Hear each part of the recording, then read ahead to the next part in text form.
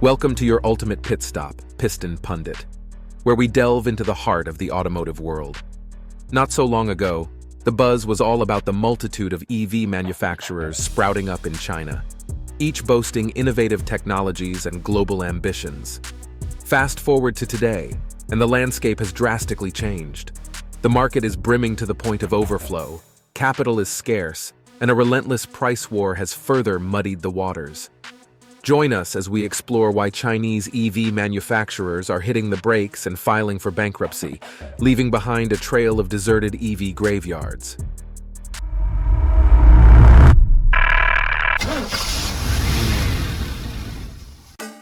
Insight number 5: the rise of EV graveyards in China.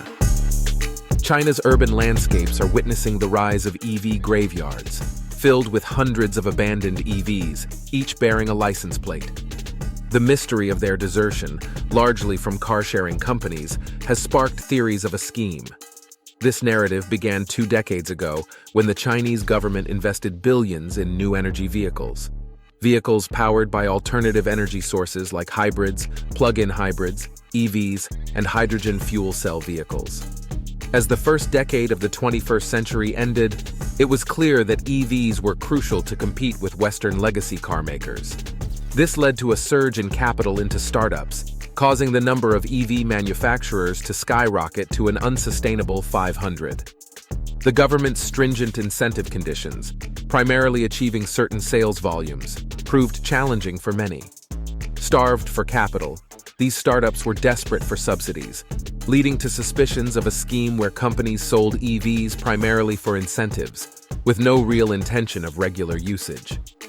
While some argue this was a tactic to secure government subsidies, others believe these graveyards are filled with obsolete, first-generation electric vehicles that couldn't compete technologically.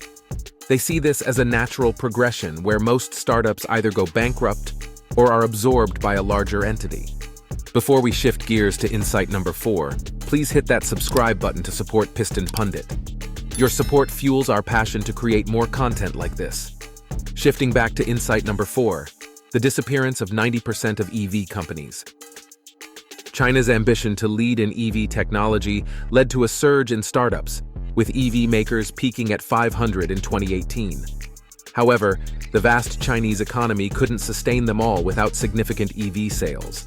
Most managed to develop technologies and establish production facilities, but when it came to mass production, they ran out of funds.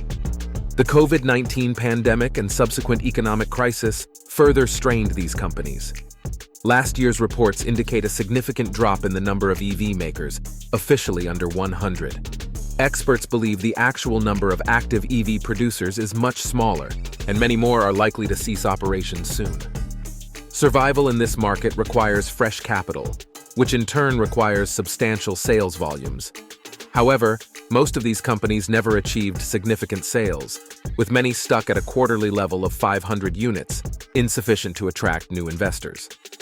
Estimates suggest that only about 50 out of the initial 500 companies are still operational, implying that 90% of the companies practically no longer exist. It's only a matter of time before these companies officially declare bankruptcy. Insight number 3: the recent bankruptcy tsunami. The recent wave of bankruptcies among Chinese EV companies is a stark indicator of the challenges they face. In just a few months, 5 such companies have declared bankruptcy, including some previously seen as promising. The issue lies in the market's limited capacity. A glance at Chinese car sales reveals that the top 10 EV manufacturers hold 80% of total sales, leaving a mere 20% for the rest. Research suggests that only a third of active EV makers sell more than 2,000 vehicles annually, leading experts to predict that most will eventually cease operations, with at least 20 more expected to declare bankruptcy this year. Among the recent bankruptcies are notable names like Leton, once considered a rival to Tesla in sales numbers, and Neutron. Evergrande New Energy Auto, part of a conglomerate that invested billions in electric vehicles, also declared bankruptcy after failing to achieve substantial sales, resulting in a staggering loss of $17 million per unit. Lastly, WM, a promising startup with substantial capital, recently declared bankruptcy. Despite notable technological achievements, WM couldn't compete in the price war and cover significant losses. The company is now undergoing restructuring and seeking new investors, but the future looks uncertain. Insight number 2, even the big players are feeling the heat. The ongoing price war and other challenges in the fiercely competitive Chinese EV market have led to the downfall of numerous small startups. However, what's surprising is that even the big players are struggling to keep up.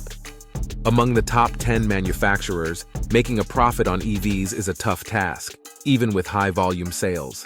In fact, BYD is the only Chinese car maker turning a profit on EVs, joining Tesla as the only 2 companies worldwide to do so. Other major Chinese car makers are grappling with the EV economy, despite generous government incentives and low labor costs. They're all losing money, including companies like NIO. Despite impressive production facilities and a workforce of over 11,000, NIO's sales are lackluster, with just 8,000 units sold last year, resulting in a loss of around $35,000 per unit, on par with Western legacy car makers like Ford. Consequently, companies like NIO are seeking financial injections globally, including a deal with Abu Dhabi for a 7% stake. Other major players, including Chinese legacy car companies, are also struggling with the EV economy. Their saving grace is their ability to compete internationally, which brings us to the primary reason why so many Chinese companies are failing. Insight number 1, the limitations of the domestic market. The primary reason for the bankruptcy of many EV makers is the limitations of the Chinese domestic market. Despite its size, China isn't teeming with affluent households. Most Chinese can't afford expensive cars, forcing companies to focus on small, cheap EVs. Even if profitable, the margins are slim in this vehicle class, meaning only a few car makers can survive the ongoing price war. Most will either go bankrupt or be acquired by larger players. BYD and Tesla are likely the only EV companies that can count on EV profit. A few more legacy car makers can survive, as they don't rely solely on the domestic market. Companies like Geely or MG, with a strong global presence, have been selling cars in various international markets for years and have established themselves as affordable alternatives to Western car makers. They can offer competitive prices for both electric and traditional internal combustion-powered models, compensating for domestic losses. We're now witnessing a significant shift in the Chinese EV market landscape. The era of diversity has ended. New technologies have been acquired, and it's time for the major players to reap the benefits. In other words, the number of Chinese EV companies will continue to decrease until only a few major players remain. As we wrap up this episode of Piston Pundit, remember to hit that subscribe button to stay in the loop with the latest vehicle updates and upcoming videos. Stay tuned, gearheads.